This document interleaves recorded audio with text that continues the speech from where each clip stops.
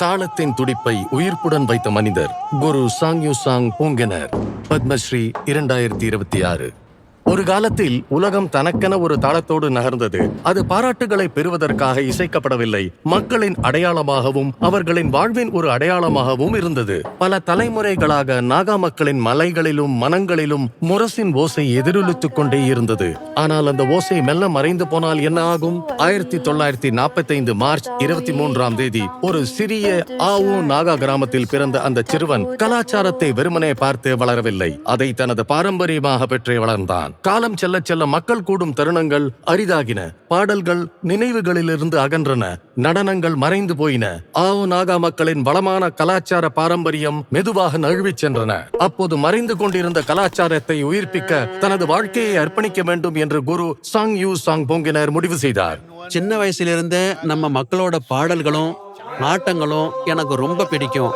அத என் அப்பாவிடம் இருந்தும் தாத்தாவிடம் இருந்தும் கிராமத்து பெரியவர்களிடம் இருந்தும் கத்துக்கிட்டேன். அப்போது எழுத்து வடிவில் எதுவும் கிடையாது, எல்லாமே வாய்மொழியாகவே பரவியது. அதனால் அவற்றை நினைவில் வைத்துக் கொண்டு அடுத்த தலைமுறைக்கு கொண்டு செல்வது சவாலாக இருந்தது. புதிய சிந்தனைகளும் பழக்க வழக்கங்களும் பழைய பாரம்பரியங்களை மாற்றத் தொடங்கிய நிலையில் அவர் மிகப்பெரிய சவாலை சந்தித்தார். பாதுகாப்பான வேலையை துறந்து எந்த பொருளாதார ஆதரவும் இல்லாமல் பயணம் செய்து கலை நிகழ்ச்சிகளை நடத்த தொடங்கினார். பலர் அவரை ஏளனமாக பார்த்தனர். நாகா மக்களின் மன உறுதியைப் போலவே அவர் முயற்சியை நிறுத்தவில்லை. அது பணத்துக்காக அல்ல, எவ்வளவு சிரமம் வந்தாலும் ஆவோ நாகா கலாச்சாரத்தை அடுத்த தலைமுறைக்கு கொண்டு சேர்ப்பதே அவர் நோக்கமாக இருந்தது.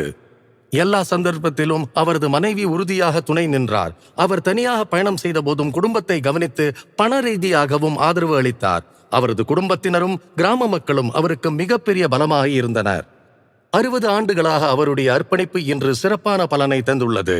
கலா தீக்ஷா மற்றும் நாகாவாதிர் நல கலாச்சார கிளப் போன்ற நிகழ்ச்சிகளில் குரு சாங்யூ சாங் பொங்கெனர் ஆயிரக்கணக்கானோருக்கு வழிகாட்டியும் பயிற்சியும் வழங்கியுள்ளார்.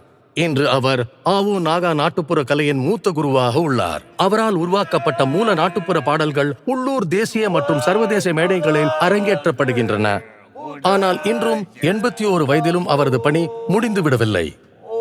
கத்துக்கணும்னு ஆர்வமா வர்ற எந்த இளையவர்களுக்கும் என் கதவு எப்போதும் திறந்துதான் இருக்கும்.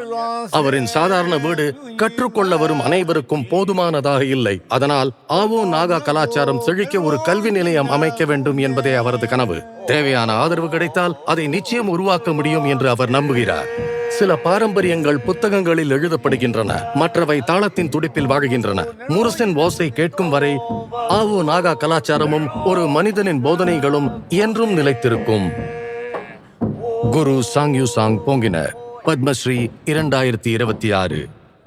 கோடி கோடி நமஸ்காரம்.